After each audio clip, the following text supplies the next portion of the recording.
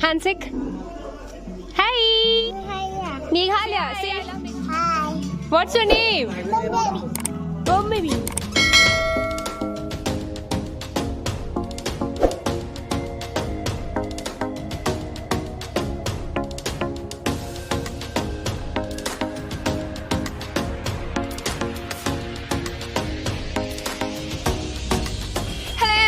This is Archana, welcome back to my channel. And आज का जो ब्लॉग होने वाला है ये बहुत ही स्पेशल ब्लॉग है।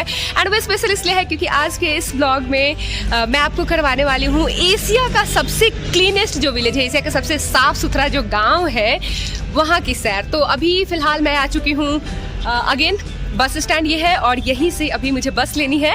और इस वीडियो को आप पूरा देखिएगा क्योंकि इस वीडियो में मैं आपको उस विलेज से रिलेटेड बहुत सारी छोटी छोटी और बहुत सी प्यारी चीज़ें हैं जो मैं आपको बताने वाली हूँ। तो उम्मीद है कि ये वीडियो आपके लिए इन्फॉर्मेटिव साबित होगी। मेघालय की राजधानी शिलोंग से एशिया का जो सबसे क्लीनेस्ट विलेज है जिसका नाम है मोलिंगनोंग, वहाँ की जो डिस्टेंस है वो है 77 किलोमीटर और इस डिस्टेंस को कवर करने में आपको लगभग 3 घंटे का समय लगता है। तो आप चाहें तो डायरेक्ट शिलोंग से इस गांव तक आ सकते हैं या फिर आप बाईपार्ट करके भी इस गांव तक पहुंच सकते हैं। अगर आप डायरेक्ट शिलोंग से यहाँ तक आना चाहते हैं तो इसके लिए आपको प्राइवेट व्हीकल्स, प्राइवेट कैब्स और मेघालय गवर्नमेंट की तरफ से चलने वाली बसेस भी मिल जाएंगी, वो भी ईजिली। और वहीं अगर आप चेरापूंजी से इस विलेज तक आना चाहते हैं तो यहाँ से आपको शेयरिंग में टैक्सी चलती है, उस टैक्सी से आप यहाँ तक आ सकते हैं। So now we have our third spot, that is the Molinong village. So it's the cleanest village in Asia, and also it was notable as its cleanliness and was chosen by the India magazine in the year 2003.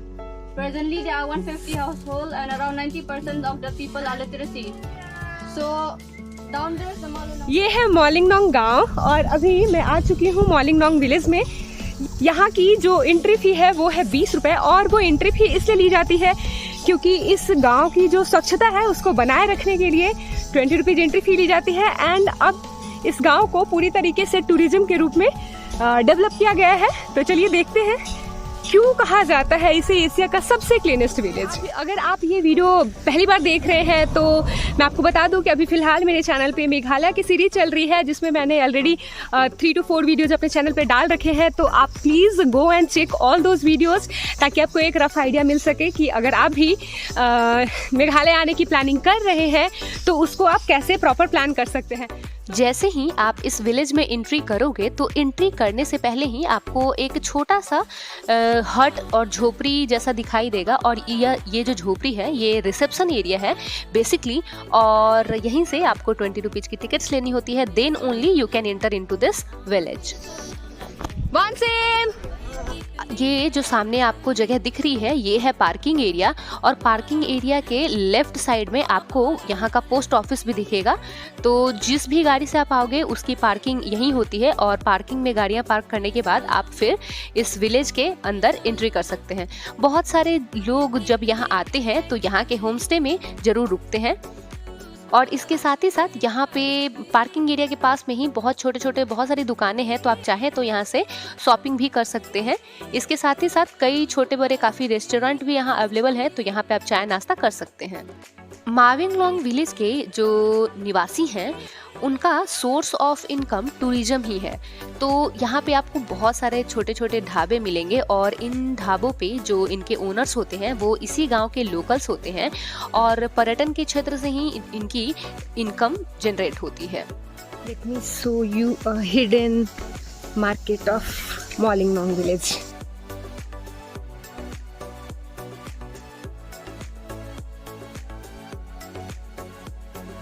Right now I am at a shop in Mawlynnong village और यहाँ पे एक जो खास बात वो ये है कि यहाँ पे जितने भी आइटम्स हैं ना ऑलमोस्ट वो सारे बैम्बू के ट्री के बने हुए हैं।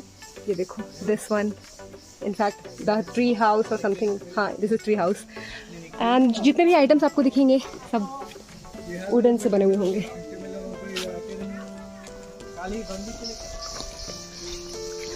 So this is again a homestay. They use, ये लोग जो हैं वो लकड़ियाँ यूज करते हैं खाना बनाने के लिए। ये देखो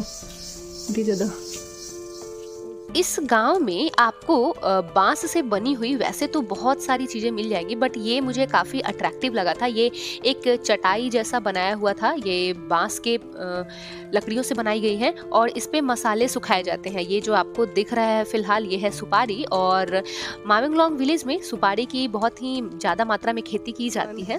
जैसे सुपारी सूखता होगा, मे बी कंप्लीट अभी सूखा नहीं है क्या। माविंगलोंग विलेज को 2003 में डिस्कवर इंडिया मैगजीन के द्वारा एशिया का सबसे क्लीनेस्ट विलेज घोषित किया गया था। इस विलेज में खासी कम्युनिटी के लोग रहते हैं और जिनका ये मानना है कि साफ सफाई की रिस्पॉन्सिबिलिटी किसी एक व्यक्ति का नहीं है, इट्स अ कलेक्टिव एफर्ट। मतलब पूरे गांव के लोगों को एक साथ मिलके इस गांव की सफाई रखनी है। तो पूरे देश के लिए कहीं ना कहीं ये एक एग्जाम्पल भी सेट करता है।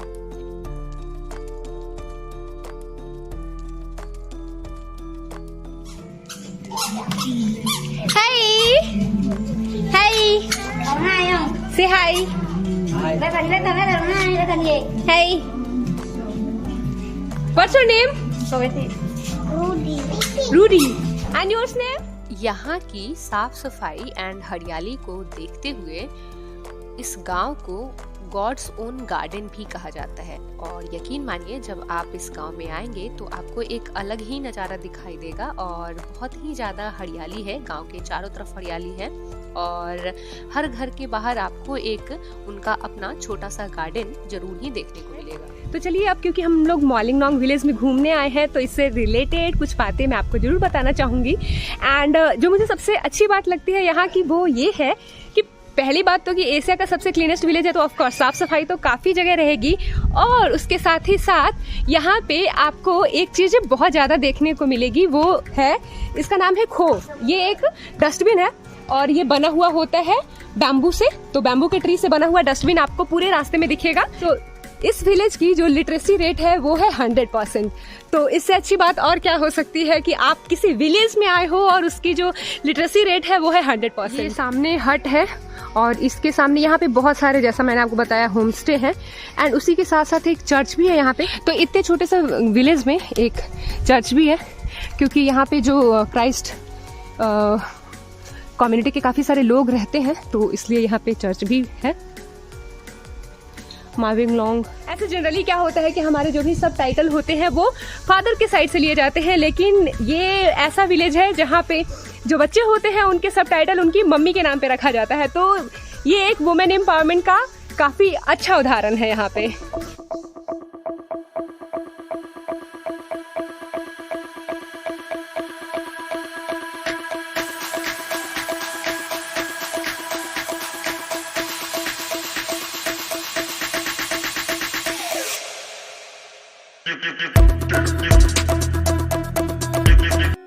इस गांव की सबसे बेहतरीन बात यह है कि यहाँ पर जब भी कोई नया घर बनता है तो उससे पहले ये सुनिश्चित किया जाता है कि उस घर में टॉयलेट हो। इनफैक्ट पिछले 30 सालों से लोग इस रूल को फॉलो करते आ रहे हैं। यकीन मानिए कि यहाँ पे ना सिर्फ बच्चे बल्कि बुजुर्ग और जितने भी जो यंगस्टर हैं सभी मिल के इस गाँव की साफ सफाई करते हैं। और एक और अच्छी बात यह है कि यहाँ पे प्लास्टिक जो है वो टोटली बैन है। तो अगर आप इस जगह को घूमने आ रहे हैं तो आप अपने साथ जो भी कुछ खाने पीने की चीज़ें ला रहे हैं या फिर प्लास्टिक के कुछ भी बॉटल्स वगैरह ला रहे हैं तो वो आप अपने साथ ऐसे ही वापस लेके जाइए, क्योंकि इस गांव में अगर आप कचरा फैलाते हैं, अगर आपको किसी ने देख लिया कचरा फैलाते हुए, तो आपको उसके लिए भुगतान भी देना होगा। उसके लिए आपको फ़ाइन लगेगा और फ़ाइन लगभग 500 to 1000 रुपीज़ आपको पे करने पड़ सकते हैं। यहाँ के जो लोग होते हैं वो खुद से फल और सब्जियाँ उगाते हैं और ये जो फल आपको सामने दिख रहा है ये इन्हीं के द्वारा उगाया गया है। मैंने इनसे पूछा तो इन्होंने बताया कि इनका खुद का पीछे फार्म हाउस है जहाँ पे वो लोग अपने घरों के लिए फल सब्जी उगाते हैं और अगर फल और सब्जियाँ ज़्यादा हो जाती हैं तो उन्हें ऐसे ही सड़क के किनारे लगा के बेचते हैं। तो इस तरीके से भी वो अपना सोर्स ऑफ इनकम जनरेट कर रहे हैं और टूरिज्म तो एक सोर्स ऑफ इनकम है ही इस गांव के लिए। इस गांव में आपको ऐसे हट जैसी बहुत सारी घरें मिल जाएंगी और बेसिकली ये जो हट आपको दिख रहा है ये भी एक होम स्टे ही है, तो अगर आप चाहें तो इन हट में भी रुक सकते हैं। और यकीन मानिए जब आप इस विलेज में आएंगे तो आपको बिल्कुल भी ऐसा नहीं लगेगा कि आप एक गांव में आए हुए हैं, बल्कि यहाँ की सड़कें तो कई जगह के शहरों से भी काफ़ी अच्छी हैं। बैठने के लिए कितनी अच्छी तरीके से बैम्बू से बनाया हुआ है। और ये है सामने चर्च। वाकई में ये एशिया का सबसे क्लीनेस्ट विलेज तो होगा ही। और ये है दूसरा चर्च। अभी मैंने एक चर्च आपको दिखाया था, तो इसी विलेज में, इतने छोटे से विलेज में ये दो चर्च है। चलते हैं अभी चर्च से बाहर। और भी बहुत सारे यहाँ पे फ्लावर की बहुत सारी वेराइटीज़ मुझे देखने को मिल रही हैं, वो भी काफ़ी न्यू वेराइटीज़ हैं। गांव के बीचों बीच एक चौराहा है और यहीं चौराहे के एक साइड पे पब्लिक टॉयलेट बनाया गया है। बेसिकली ये जो पब्लिक टॉयलेट है ये जो भी इस गांव में टूरिस्ट आते हैं उनके लिए है और इसकी जो फ़ी है वो है 10 रुपीज़ पर पर्सन। यहाँ पर जो भी होम स्टे अवेलेबल है उनका जो रेंज है वो 500 से स्टार्ट होके 3500 पर पर्सन तक जाता है। मतलब कि आपको अपनी बजट के अनुसार रूम्स यहाँ पे इजीली मिल जाएंगे और आप चाहें तो यहाँ पे थोड़ा बहुत बार्गेन भी कर सकते हैं। अगर आपको थोड़ा सा सस्ते में रूम चाहिए तो आपको गांव के अंदर आना होगा। गांव के अंदर भी कई सारे होम स्टे अवेलेबल हैं जो कि काफ़ी कम प्राइसेस में, मतलब 500 पर नाइट के हिसाब से आपको रूम दे देंगे इजीली। अब क्योंकि मैंने यहाँ पे इतने सारे होम स्टे देखे हैं तो मैं ज़रूर इन होम स्टे का नंबर अपने डिस्क्रिप्शन बॉक्स में डाल दूँगी। अगर आप चाहें तो आप यहाँ पे आके और इन होम स्टे में स्टे भी कर सकते हैं। और इनकी जो प्राइस है वो बहुत ही रिजनेबल है। It will take around 800 to 1000 पर नाइट का ये लोग चार्ज कर रहे हैं। So if you want you can stay in this sweet houses और you can stay home stay. अरे वाओ, सामने का व्यू देखो। एक minute, I mean you can listen the sound. जो आपको पीछे से आवाज आ रही है, you can listen the sound.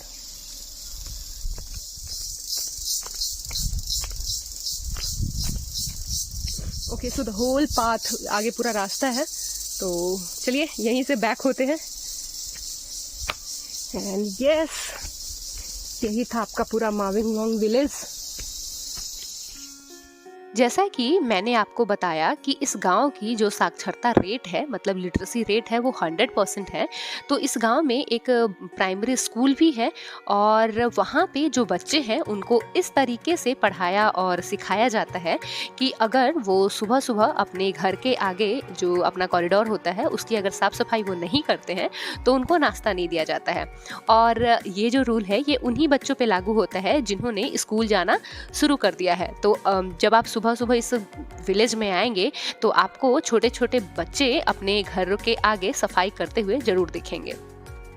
वहीं अगर मैं खाने की बात करूं तो इस विलेज में, और इनफैक्ट अगर मैं कहूं तो पूरे मेघालय में ही, अगर आप वेजिटेरियन हैं तो आपको थोड़ी सी प्रॉब्लम हो सकती है क्योंकि यहाँ पे आम तौर पे नॉनवेज खाने की चीज़ें ज़्यादा मिलती हैं। तो इफ़ यू आर वेजिटेरियन तो बेटर है कि आप शिलोंग से ही कुछ खाने पीने की चीज़ें अपने साथ कैरी कर ले। हालांकि यहाँ के जो भी होटल्स और रेस्टोरेंट वगैरह है वहाँ थोड़े बहुत तो वेजिटेरियन खाने मिल जाते हैं, लेकिन ज़्यादातर वो नॉनवेज ही रखते हैं।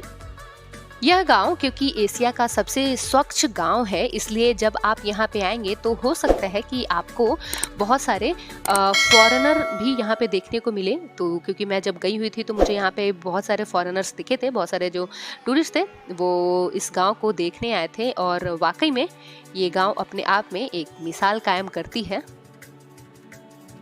ऐसा नहीं है कि यहाँ के जो निवासी हैं वो कुछ काम नहीं करते हैं। जैसे देखिए यहाँ पे ये लकड़ियों की कटाई का काम चल रहा है, लेकिन इन लकड़ियों के एक भी टुकड़े आपको सड़क पे नहीं दिखाई देंगे।